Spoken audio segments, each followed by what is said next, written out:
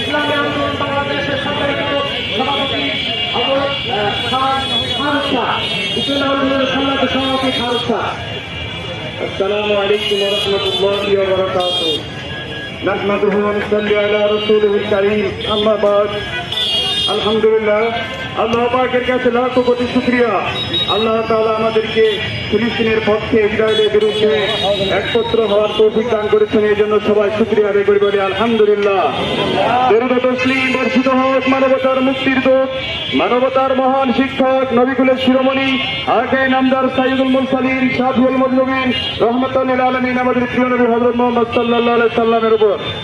সম্মানিত উপস্থিতি, আজকে আমাদের এই মানববন্ধ ইত্তেহাদুল উলামায়ে পরিষদ থেকে আজকে দেখেন, আমরা যদি ফেসবুক খুললেই আমরা দেখতে পাই আমাদের ফিলিস্তিনি শিশু এবং নারীদের চিৎকার, হাহাকার, আর্তনাদ।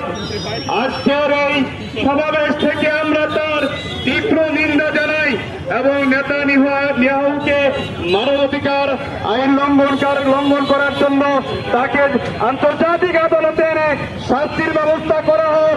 আর আজকের এই সাপাহারের 0 পয়েন্ট থেকে আমরা আজকে থেকে ইসরায়েলি কোনো পণ্য ব্যবহার করব না, ইসরায়েলি সকল পণ্য বয়কট করব। আর আজকের এই সমাবেশ থেকে আমাদের বাংলাদেশের অন্তর্বর্তীকালীন সরকারকে আমরা বলে দিতে চাই, আমাদের বাংলাদেশে যেন ইসরায়েলি কোনো পণ্য ইম্পোর্ট করা না হয়, আমদানি করা না হয়।